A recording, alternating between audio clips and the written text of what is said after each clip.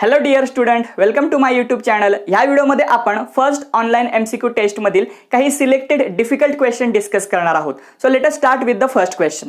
The first question is the gene that code for couple of contrasting features are known as, and the options are dominant gene, alleles, linked genes and none of these.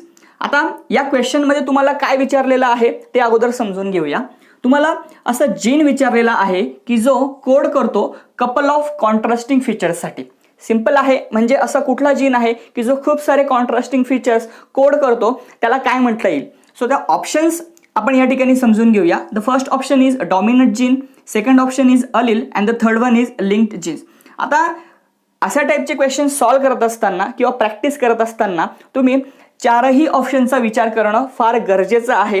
कारण expect करू शकता की तुम्हाला next time जो question विचारला जाणार आहे किंवा ॲक्च्युअल एक्झाममध्ये जो क्वेश्चन येणार आहे तो कदाचित या ऑप्शन्सपैकी असू शकतो. कारण most of the time entrance एक्झाममध्ये क्वेश्चन्स हे रिपीट होत नाही. त्यामुळे फक्त करेक्ट आन्सर आयडेंटिफाय करणं गरजेचं नसतं, त्यासोबतच जे बाकीचे ऑप्शन्स दिलेले असतात ते सुद्धा तुम्हाला प्रॉपरली सॉल्व्ह करणं गरजेचं असतं. आता आपण एक एक ऑप्शनचा विचार करूया. त्यामध्ये फर्स्ट ऑप्शन कुठला आहे, डॉमिनेट जीन. आता डॉमिनेट जीन यालाच तुम्ही डॉमिनंट जीन असं सुद्धा म्हणू शकता. डॉमिनंट जीन हा जनरली हेटेरोझायगस कंडिशनमध्ये एक्सप्रेस होत असतो. आता हेटेरोझायगस कंडिशन म्हणजे काय, सपोज आपण टॉल आणि डॉर्फ असं कॅरेक्टर घेतलं आणि हे जर कॉम्बिनेशन आपण या ठिकाणी लिहिलं, सो ही जी काही पेअर आहे या पेअरला मी हेटेरोझायगस पेअर असं म्हणणार. कारण या ठिकाणी दोघंही अलील हे डिफरंट आहेत, त्यामुळे ही झाली हेटेरोझायगस पेअर आणि ही pair always tall character show करणार आहे. बरोबर आहे.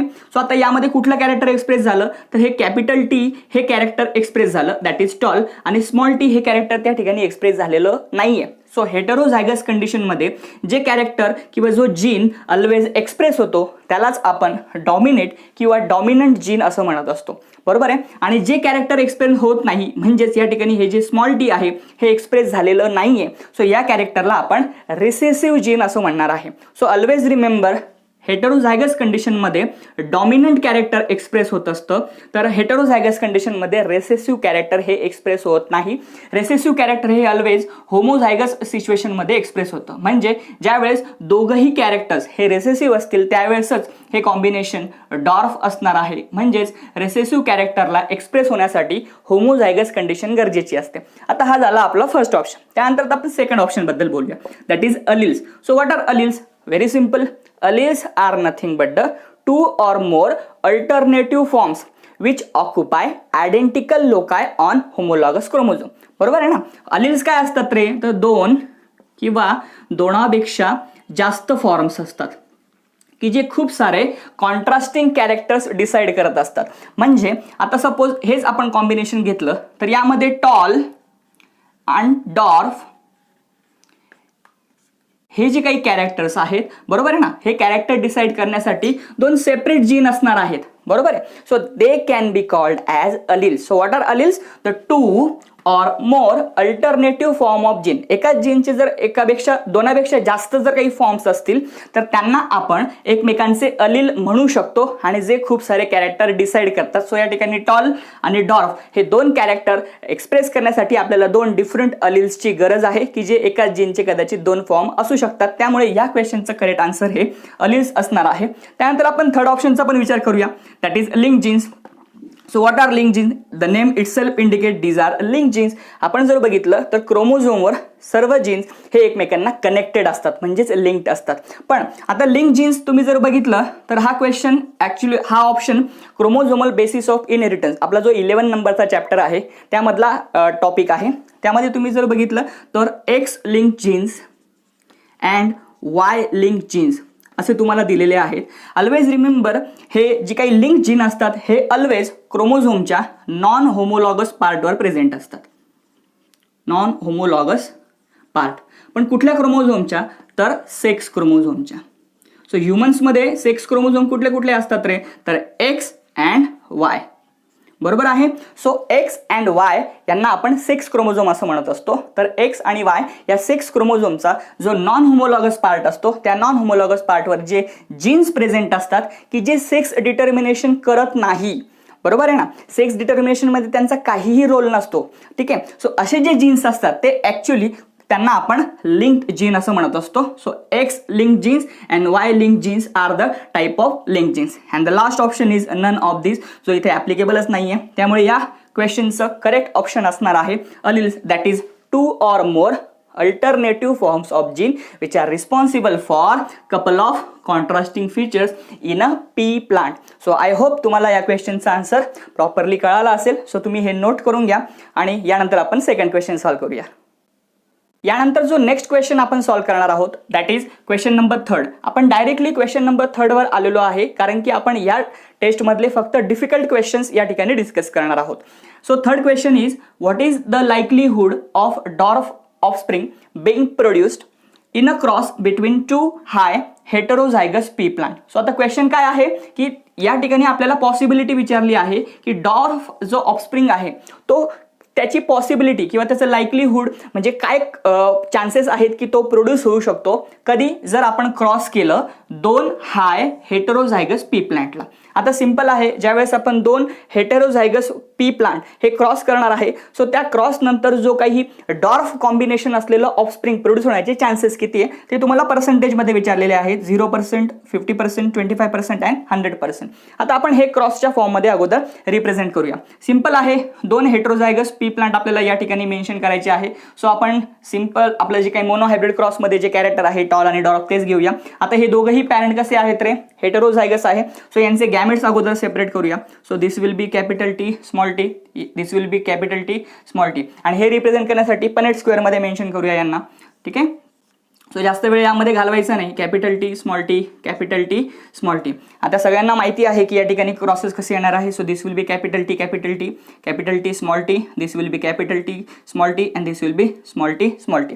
आता आपल्याला कुठलं कॅरेक्टर विचारलेलं आहे, डॉर्फ ऑफस्प्रिंग. तुम्ही जर या ठिकाणी बघितलं so this one will be tall, this is again tall, this is also tall and this will be dwarf. So या ठिकाणी 4 कॉम्बिनेशन्स पैकी फक्त एकच कॉम्बिनेशन असं आहे की जे डॉर्फ असणार आहे.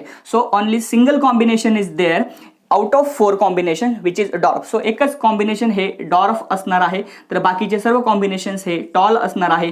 मग ते आयदर होमोझायगस असतील किंवा हेटेरोझायगस असतील. आणि सिम्पली आहे, याला जर 100 ने आपण मल्टिप्लाय केलं तर आपल्याला याचा आन्सर हे पर्सेंटमध्ये मिळणार आहे. So how much, it is 25%. So आपला करेक्ट ऑप्शन असणार आहे ऑप्शन नंबर सी. सो कुठल्याही 2 हेटेरोझायगस पॅरेंटमध्ये जर आपण क्रॉस केला तर क्रॉस केल्यानंतर जे ऑफस्प्रिंग जनरेट होतात त्यामध्ये डॉर्फ ऑफस्प्रिंग असण्याचे चान्सेस हे फक्त 25% आहे. तर 75% चान्सेस आहेत की हे ऑफस्प्रिंग हे आपल्याला त्या ठिकाणी डॉमिनंट मिळणार आहे. आणि सपोज क्वेश्चनमध्ये तुम्हाला डॉमिनंट ऑफस्प्रिंग विचारलेला आहे आणि ते पण जर होमोझायगस विचारला असेल की होमोझायगस डॉमिनंट ऑफस्प्रिंग किती असतील, तर होमोझायगस डॉमिनंट ऑफस्प्रिंग सुद्धा हे 25% असणार आहे. आणि जर हेटेरोझायगस डॉमिनंट विचारले असतील तर त्या ठिकाणी त्यांचा रेशो हा 50% असणार आहे. आणि फक्त डॉमिनंट विचारले असतील तर that will be 75. So problem काय विचारलेला आहे हे प्रॉपरली समजून घेणं हे तितकंच गरजेचं आहे. या ठिकाणी आपल्याला फक्त डॉर्फ ऑफस्प्रिंग विचारलेला आहे आणि ते एकच कॉम्बिनेशन आहे आउट ऑफ 4, त्यामुळे त्याचा पर्सेंटेज रेशो हा 25 असणार आहे. होप सो तुम्हाला हा प्रॉब्लेम कळाला असेल. यानंतर आपण नेक्स्ट क्वेश्चन सॉल्व्ह करूया. Our next question is question number 6. A tobacco plant heterozygous for a recessive character is self pollinated. बघा इथपर्यंत क्वेश्चन जर तुम्ही प्रॉपरली रीड केला तर या ठिकाणी काय प्रोव्हाइड केलेलं आहे की एक टोबॅकोचं प्लांट आहे की जे हेटेरोझायगस आहे हे रिसेसिव्ह कॅरेक्टरसाठी आणि त्याला काय करण्यात आलेलं आहे, सेल्फ पॉलिनेटेड केलेलं आहे. ठीक आहे. आणि त्यापासून 1200 seeds are subsequently germinated. So self pollinate केल्यानंतर त्यापासून 1200 सीड्स हे जवळपास जर्मिनेट करण्यात आलेले आहे. आणि क्वेश्चनमध्ये आपल्याला विचारलेलं आहे की how many seedlings would have the parental genotype. आणि ते जे काही 1200 सीड्स आहेत यापैकी किती सीडलिंग्स असणार आहेत की जे पॅरेंटल जिनोटाइप शो करणार आहे. आता हा क्वेश्चन सुद्धा सेम आहे जो या अगोदर आपण क्वेश्चन सॉल्व्ह केला त्यासारखाच. सो आता इथे सुद्धा आपल्याला सिमिलरली काय म्हणूया आपण पर्सेंटेजेस अगोदर कॅल्क्युलेट करावं लागणार आहे, तरच आपण ते कॅल्क्युलेट करू सीडलिंगचे जे काही पॅरेंटल जिनोटाइप शो करतात ते आपण कॅल्क्युलेट करू शकतो. सो इथे समजण्यासाठी आपण टोबॅको प्लांटचे जे कॅरेक्टर आहे, जे हेटेरोझायगस कॅरेक्टर आहे ते आपण तेच कन्सिडर करूया जे आपण या अगोदरच्या प्रॉब्लेममध्ये केलं होतं. That is capital T small T which is crossed with again capital T small T. कारण की ते कसं केलेलं आहे, सेल्फ पॉलिनेट केलेलं आहे. बरोबर. सो आता या दोघांचा मी क्रॉस करणार आहे. क्रॉस केल्यानंतर आत्ताच आपण कॅरेक्टर्स लिहिले. सो सिमिलरली आपल्याला काय करायला लागेल, बनेट स्क्वेअरच्या हेल्पने आपण ते कॅरेक्टर रिप्रेझेंट करू. याचे गॅमेट्स काय असणार आहे, capital T small T. So इथे लिहिले मी ते. याचे पण काय असणार आहे, capital T small T. So आपल्याला कॉम्बिनेशन्स कसे मिळतील, capital T capital T, capital T small T, capital T small T and small T small T. आता हे आपल्याला मिळालेले काय आहेत रे, तर हे असं समजा की हे मिळालेले सीड्स आहेत, बरोबर आहे. सो हे सीड्स आपल्याला या सीड्सपैकी असे सीडलिंग शोधायचे आहे. म्हणजे आता हे सीड जेव्हा मी जमिनीमध्ये सो करणार त्याच्यापासून काय ग्रो होणार, सीडलिंग ग्रो होणार. आता हे सीडलिंग आपल्याला असे फाइंड आउट करायचे आहेत की जे काय शो करतील, पॅरेंटल जिनोटाइप. सो यापैकी पॅरेंटल जिनोटाइप असलेले सीडलिंग कुठले, तर capital T small T, capital T small T. म्हणजे पॅरेंटल जिनोटाइप म्हणजे पॅरेंट सारखे असणारे ऑफस्प्रिंग्स कुठले आहेत ते सांगितलंय. सो आता हे टोटल किती कॉम्बिनेशन होते रे, 4. 4 पैकी किती पॅरेंटल जिनोटाइप्स आहेत, 2. म्हणजे जवळपास अर्धे कॉम्बिनेशन हे कोणासारखे आहेत, पॅरेंट सारखे आहेत. आता सीड्स किती आहेत, 1200. सो या ठिकाणी आपला रेशो कसा आला, 2/4. म्हणजेच किती रे, दॅट इज 1/2. सो 1/2 म्हणजे टोटल जेवढे सीड्स आहेत त्यापैकी अर्धे सीड हे पॅरेंटल जिनोटाइप शो करतात. सो आपल्याला जर प्रॉब्लेममध्ये 1200 सीड्स दिलेले असतील आणि त्यापैकी जर अर्धे जिनोटाइप्स हे पॅरेंटल असणार आहेत, तर सो मला सांगा बरं याचा आन्सर किती येईल. So simply divide it by 2. So it will be 600. त्यामुळे आपला करेक्ट ऑप्शन काय असणार आहे, that is option number D. So 600 seedlings would be produce which will show parental genotype. So अशा पद्धतीने तुम्ही प्रॉब्लेम बेस्ड क्वेश्चन्स हे सॉल्व्ह करू शकता. टोबॅको प्लांट दिल्यामुळे बऱ्याच विद्यार्थ्यांचं कन्फ्युजन होऊ शकतो, पण टोबॅको प्लांटला तुम्हाला सिम्पली निग्लेक्ट करायचं आहे. असं अज्युम करायचं आहे की आपण पी प्लांटवरच हा स्टडी करतो आहे आणि हेट्रोझायगस कंडिशन आहे, सेल्फ पॉलिनेटेड आहे, 1200 सीड्स आहे आणि किती ऑफस्प्रिंग पॅरेंटल जिनोटाइप शो करतं, या कीवर्ड्सकडे तुम्हाला प्रॉपरली लक्ष ठेवायचं आहे. अशा टाईपचे प्रॉब्लेम तुम्हाला एक्झाममध्ये जर प्रॉपरली सॉल्व्ह करायचे असतील तर तुम्हाला असे खूप सारे प्रॉब्लेम्स प्रॅक्टिस करणं गरजेचं आहे. तुम्ही रिपीटेडली जर प्रॉपर प्रॅक्टिस केली तर तुम्ही नक्कीच रिअल टाईम एक्झाममध्ये अशा टाईपचे प्रॉब्लेम्स न चुकता सॉल्व्ह करू शकता. सो आता हा प्रॉब्लेम तुम्ही नोट करून घ्या, यानंतर आपण नेक्स्ट प्रॉब्लेम सॉल्व्ह करूया. Our next difficult question from this test is question number 7, that is what can the offspring blood group be if the both parents have AB blood group. Simple question आहे. तुम्हाला या ठिकाणी 2 parents दिलेले आहेत की ज्यांचा blood group AB आहे आणि विचारलेला आहे की या 2 पॅरेंट्सचा ब्लड ग्रुप जर AB असेल तर त्यांच्या मुलांचे ब्लड ग्रुप काय असणार आहे. सिंपल आहे. अशा टाईपचे प्रॉब्लेम सॉल्व्ह करण्यासाठी तुम्हाला अगोदर AB हे जे पॅरेंट्स आहेत हे या ठिकाणी रिप्रेझेंट करावे लागतील. आता AB जर ब्लड ग्रुप असेल तर त्यांच्यामध्ये कुठले अलिल्स प्रेझेंट असणार आहे, सिंपल आहे, that is capital IA capital IB, बरोबर आहे. सो इथे पण तसंच असणार आहे, कॅपिटल IA कॅपिटल IB. आता सिंपल आहे, यांचा क्रॉस केल्यानंतर आपल्याला कळणार आहे की ऑफस्प्रिंगचा ब्लड ग्रुप काय असणार आहे. सिंपल. सो इथे आता आपण क्रॉसेस रिप्रेझेंट करून घेऊया. सो IA IB क्रॉस करत असताना प्रॉपर टेक्निक तुम्हाला फॉलो करायची आहे. सो या ठिकाणी IA यांचा क्रॉस होणार आहे. त्यानंतर हेच कॅरेक्टर तुम्हाला परत याच्यासोबत क्रॉस करायचं आहे. So it will be IA IB. Simply या ठिकाणी तुम्हाला परत एकदा IA IB लिहिताना अगोदर एक कॅरेक्टर अगोदर लिहायचं, त्यानंतर IB अँड IB. सो आता यांचे जे हे जिनोटाइप्स आपण या ठिकाणी मेन्शन केलेले आहेत त्यांचे फिनोटाइप लिहून घेऊया. IA means A blood group असणार आहे, IA IB means AB blood group असणार आहे. So again it will be AB and the last it would be B. So किती ब्लड ग्रुप्स मिळाले आपल्याला, A ब्लड ग्रुप मिळाला आहे, त्यानंतर B ब्लड ग्रुप मिळाला आहे आणि AB ब्लड ग्रुप मिळाला आहे. ऑप्शनमध्ये चेक करूया आहे का कुठला ऑप्शन असा.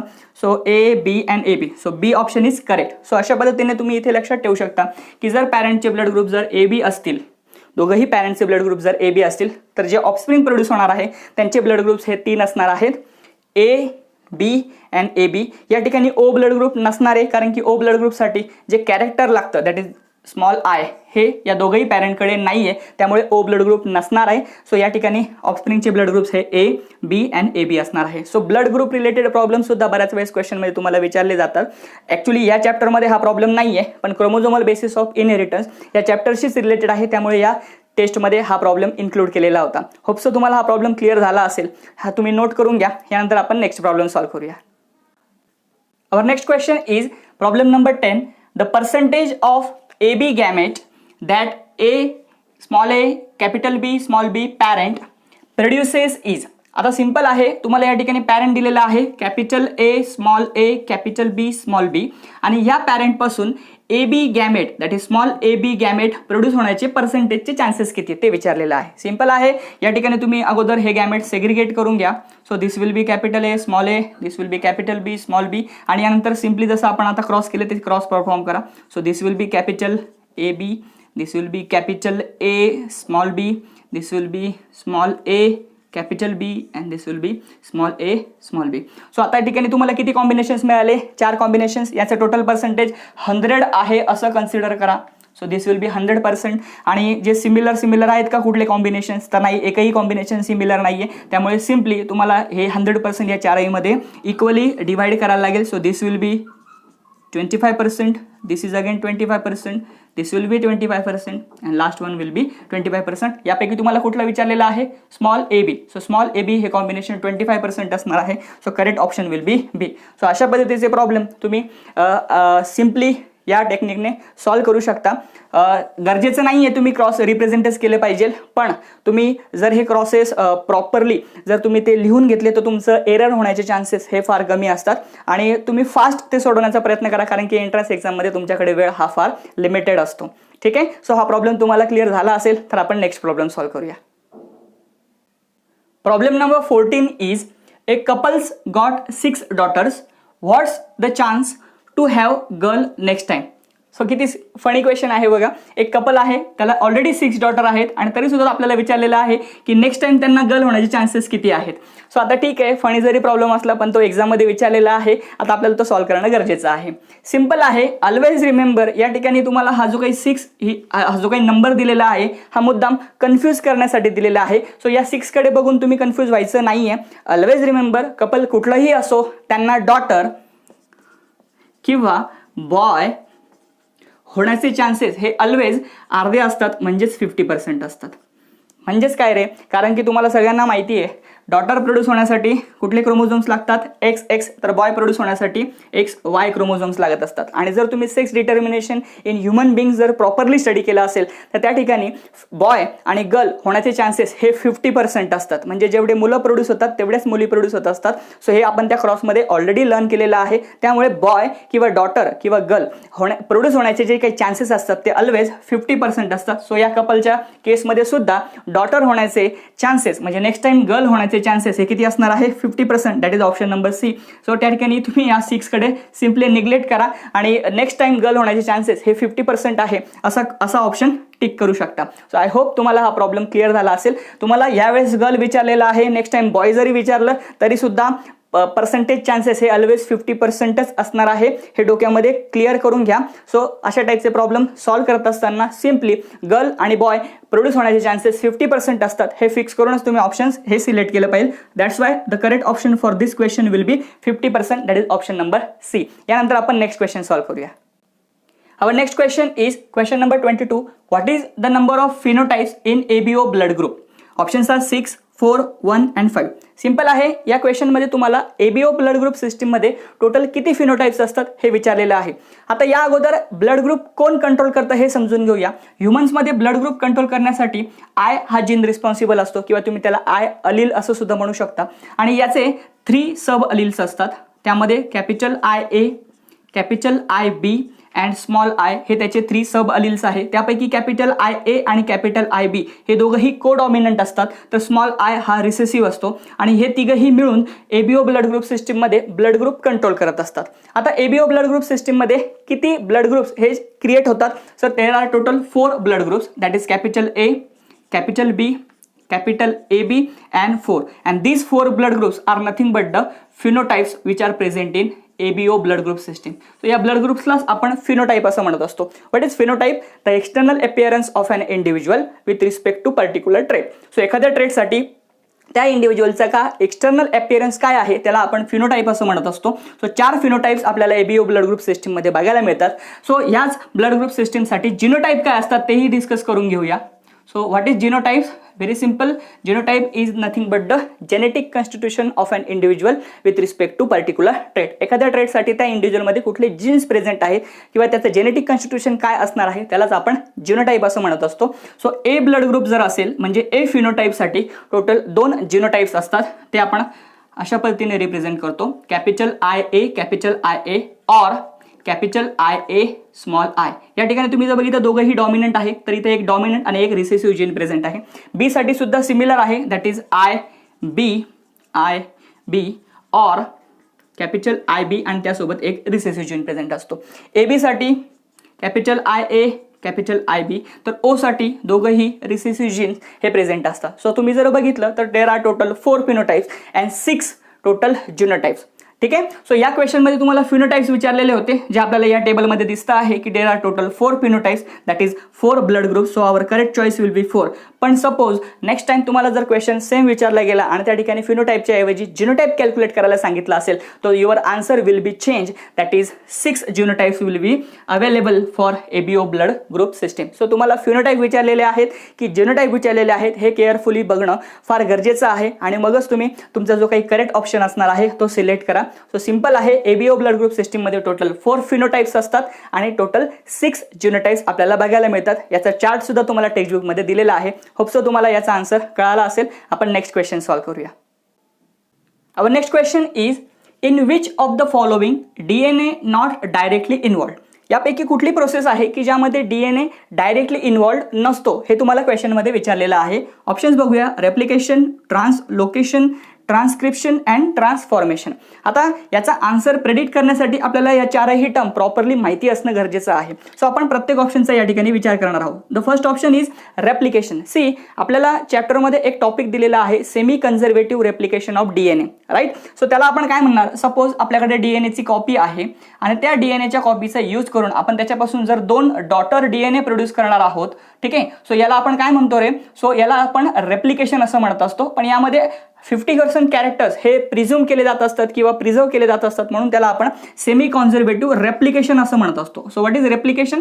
Replication is nothing but a process by which DNA produces its own copy. DNA त्यासारखीच कॉपी प्रोड्यूस करतो, त्याला आपण रेप्लिकेशन असं म्हणत असतो. सो या प्रोसेसमध्ये डीएनए तर इन्व्हॉल्ड आहे त्यामुळे हा आपला करेक्ट चॉईस नसणार आहे. त्यानंतर सेकंड प्रोसेस बघूया, that is translation. See protein सिंथेसिसमध्ये 2 बेसिक स्टेप्स असतात ज्यामध्ये डीएनए पासून अगोदर mRNA फॉर्म होतो, राईट, आणि मग mRNA पासून प्रोटीन फॉर्म होत असतं. सो डीएनए पासून mRNA बनणं याला आपण ट्रान्सक्रिप्शन असं म्हणत असतो, जो आपला ऑप्शन नंबर सी आहे.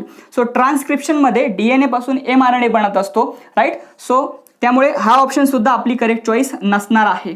ठीक आहे, कारण की यामध्ये डीएनए तर इन्व्हॉल्ड आहे. पण mRNA पासून प्रोटीन जेव्हा फॉर्म होतं तर या स्टेपला आपण ट्रान्सलेशन असं म्हणत असतो. आणि इथे मात्र mRNA आणि प्रोटीन या 2च एलिमेंट्स आहेत आणि mRNA आणि प्रोटीन हे फॉर्म होण्याची जी काही प्रोसेस असते ही कॅरी आउट केली जाते रायबोझोममध्ये. तर ट्रान्सक्रिप्शन हे न्यूक्लियसमध्ये होत असतं आणि जिथे डीएनए इन्व्हॉल्ड आहे. त्यामुळे ट्रान्सक्रिप्शनमध्ये डीएनए इन्व्हॉल्ड आहे तर ट्रान्सलेशनमध्ये डीएनए इन्व्हॉल्ड नाहीये. त्यामुळे कदाचित ट्रान्सलेशन ही आपली करेक्ट चॉईस असू शकते. पण आपण अजून 4th नंबरचा ऑप्शन अजून बघितलेला नाहीये, तो सुद्धा डिस्कस करूया.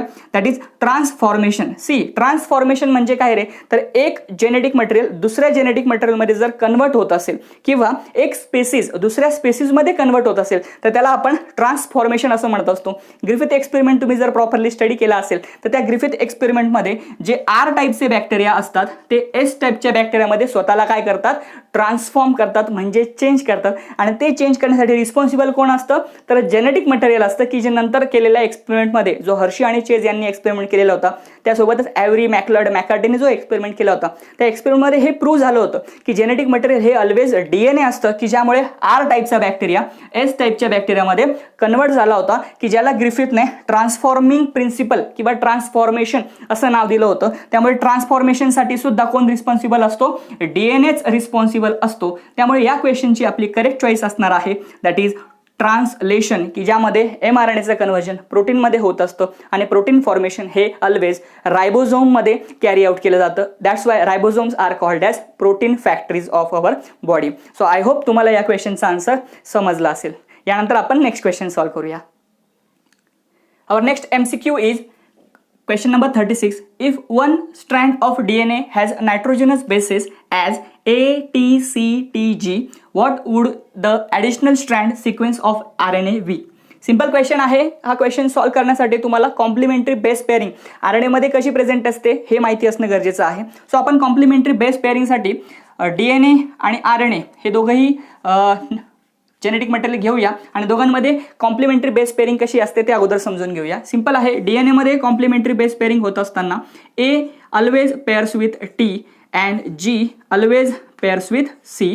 तर RNA मध्ये A always pairs with U while G always pairs with C. So A means adenine, T means thymine, G means guanine, C means cytosine. DNA मध्ये A आणि T मध्ये जेव्हा पेअरिंग होतं त्यावेळेस डबल हायड्रोजन बॉन्ड असतात. तर G आणि C मध्ये पेअरिंग होत असेल तर त्या ठिकाणी 3 हायड्रोजन बॉन्ड्स प्रेझेंट असतात. RNA मध्ये मात्र T हा अब्सेंट असतो आणि T च्या ठिकाणी U हा प्रेझेंट असतो कारण की U त्या ठिकाणी T ला रिप्लेस करत असतो. सो A आणि U मध्ये 2 हायड्रोजन बॉन्ड असतात तर G आणि C मध्ये 3 हायड्रोजन बॉन्ड असतात. या ठिकाणी तुम्हाला ॲडिशनल पेअरिंग ही RNA मध्ये विचारलेली आहे त्यामुळे तुम्हाला ही कॉम्प्लिमेंटरी बेस पेअर या ठिकाणी विचारात घ्यावी लागणार आहे. सिंपल आहे. जो आपल्याला सिक्वेन्स दिलेला आहे that is A, T, C, T, G. So या ठिकाणी मी तो लिहून घेतो A, T, C, T, G. So हा आपला सिक्वेन्स प्रोव्हाइड केलेला आहे आणि या सिक्वेन्सवरून RNA मध्ये काय सिक्वेन्स असणार आहे तो कॅल्क्युलेट करायचा आहे. सिंपल. जर तुम्हाला कॉम्प्लिमेंटरी बेस पेअरिंग माहिती असेल तर तुम्ही सिंपली तो सिक्वेन्स प्रेडिक्ट करू शकता. सो A कोणासोबत पेअर करतो U. सो A च्या ठिकाणी U लिहूया.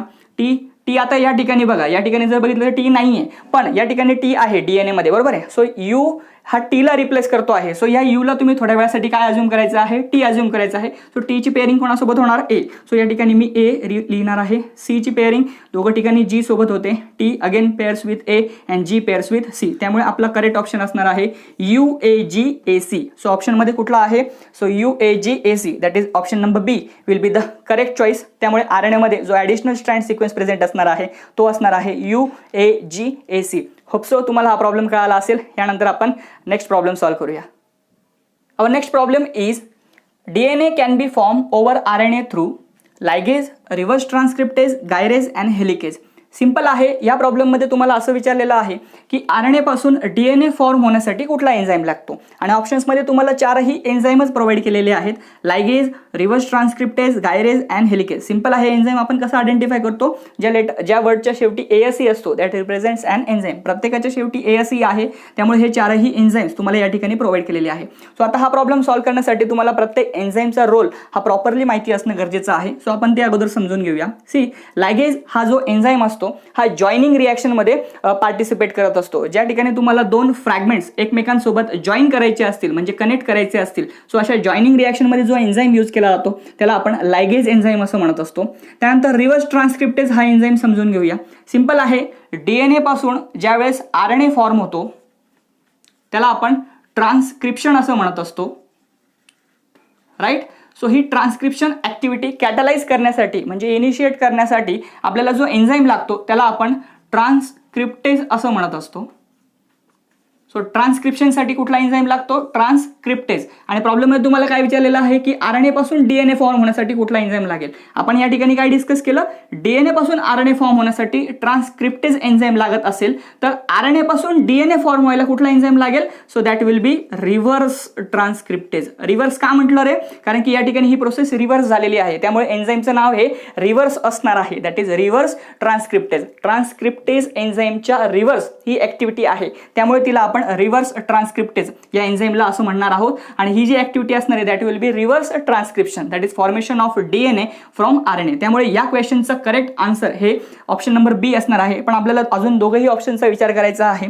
मी आधीच सांगितलं आहे की तुम्ही क्वेश्चन सॉल्व्ह करत असताना 4ही ऑप्शनचा विचार करणं गरजेचं असणार आहे. त्यानंतर नेक्स्ट एन्झाईम आहे गायरेज. सिंपल आहे. गायरेज हा एन्झाईम रिक्वायर्ड असतो सुपर कॉइलिंग रिड्यूस करण्यासाठी. सो सुपर कॉइलिंग रिड्यूस करण्यासाठी राईट आपल्याला कुठल्या एन्झाईमची गरज पडते गायरेज. त्याला DNA गायरेज असं म्हणत असतात. आणि सुपर कॉइलिंग रिड्यूस कधी केली जाते तर ज्यावेळेस DNAचं अनवाइंडिंग होत असतं म्हणजे ज्यावेळेस सेमी कॉन्झर्वेटिव्ह रेप्लिकेशन DNAचं होत असतं सो त्या अनवाइंडिंगच्या वेळेस आपल्याला सुपर कॉइलिंग हे रिड्यूस करावं लागतं टेन्शन रिलीज करण्यासाठी.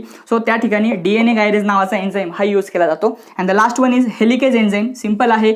हेलिकेज एन्झाईम कशासाठी रिस्पॉन्सिबल असतो DNAचे 2 स्ट्रँडचं अनवाइंडिंग करण्यासाठी हेलिकेज एन्झाईम हा रिस्पॉन्सिबल असतो. आणि हेलिकेज एन्झाईमलाच आपण रे स्टेप प्रोटीन असं म्हणत असतो, और it is also called as DNA unwinding protein.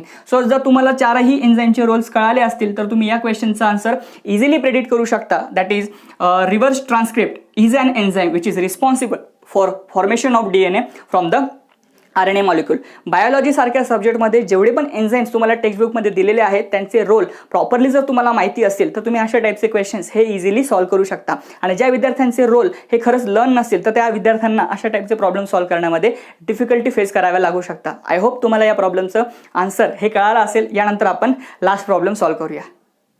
Our last problem from this video is adenine is 30%. What will be the percentage of guanine. Simple आहे, तुम्हाला ॲडेनाइनचं पर्सेंटेज दिलेलं आहे दॅट इज 30% आणि त्यावरून तुम्हाला प्रेडिक्ट करायला लावलेलं आहे ग्वानिनचं पर्सेंटेज. आता हा प्रॉब्लेम सॉल्व्ह करण्यासाठी तुम्हाला DNA मध्ये जी कॉम्प्लिमेंटरी बेस पेअरिंग प्रेझेंट असते किंवा ज्याला आपण 4 गॅप्स रूल असं म्हणत असतो तो प्रॉपरली माहिती असायला हवा. What is 4 gaffs rule? Total number of purines are always equal to total number of pyrimidines. So A आणि T यांचे जे नंबर्स असणार आहेत ते सेम असणार आहेत. सिमिलरली G आणि C चे पण नंबर्स कसे असणार आहेत? सेम असणार आहेत. या ठिकाणी A आणि G हे प्युरिन्स आहेत तर T आणि C हे पायरिमिडिन्स आहेत. सो जेवढे प्युरिन्स DNA मध्ये प्रेझेंट असतात तेवढेच पायरिमिडिन हे आपल्याला त्या ठिकाणी बघायला मिळतात. सो या प्रॉब्लेममध्ये तुम्हाला काय प्रोव्हाइड केलेलं आहे? ॲडेनाइनचं पर्सेंटेज दिलेलं आहे दॅट इज 30%. सो ते या ठिकाणी मी मेन्शन करतो. जर ॲडेनाइन 30% असेल तर थायमिन पण किती असणार आहे रे?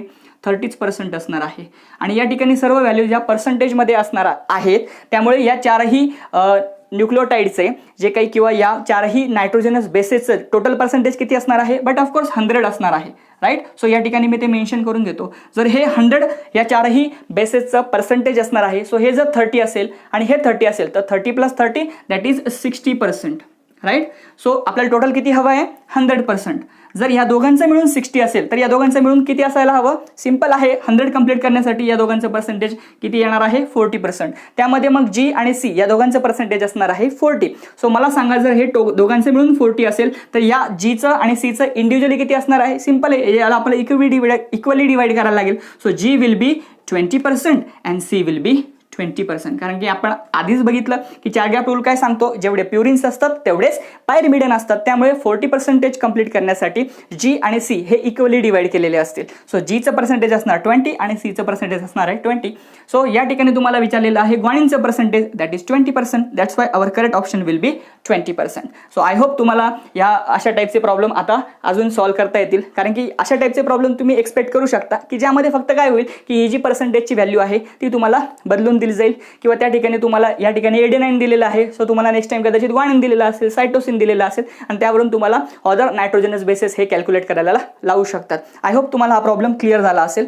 सो आता ह्या व्हिडिओमध्ये आपण आपली जी फर्स्ट ऑनलाईन MCQ टेस्ट होती त्यामधील काही डिफिकल्ट प्रॉब्लेम्स या ठिकाणी कव्हर केलेले आहेत. सर्व प्रॉब्लेम्स कव्हर करणं सेम डेला पॉसिबल नाही आहे कारण की बाकीचे जे प्रॉब्लेम्स मी स्किप केलेले आहेत ते सर्व थेरी बेस्ड प्रॉब्लेम आहेत जे तुम्हाला इझिली त्यांचे आन्सर्स हे टेक्स्टबुकमध्ये सापडणार तर आहेच, पण त्यासोबतच आपण जी ऑनलाईन MCQ टेस्ट घेतलेली आहे त्या ठिकाणी सुद्धा तुम्हाला त्याचे सोल्युशन्स हे इमिजिएटली दिलेले आहेत आणि जे रीड करून तुम्हाला कळू शकतं की त्या क्वेश्चनचं करेक्ट चॉईस काय असणार आहे किंवा करेक्ट आन्सर काय असणार आहे. पण जे प्रॉब्लेम बेस्ड क्वेश्चन्स असतात त्याचे सोल्युशन्स विद्यार्थ्यांना प्रॉपरली कळत नसतात. सो त्याचं एक्सप्लेनेशन तुम्हाला प्रोव्हाइड करावं यासाठी मी या व्हिडिओमध्ये हे डिफिकल्ट प्रॉब्लेम्स तुम्हाला सॉल्व्ह करून दिलेले आहे. होपसो तुम्हाला या व्हिडिओमधील सगळे प्रॉब्लेम्स क्लिअर झाले असतील. अजून जर तुम्हाला काही क्वेरीज किंवा डिफिकल्टीज असतील तर तुम्ही मला कमेंटमध्ये नक्की शेअर करा.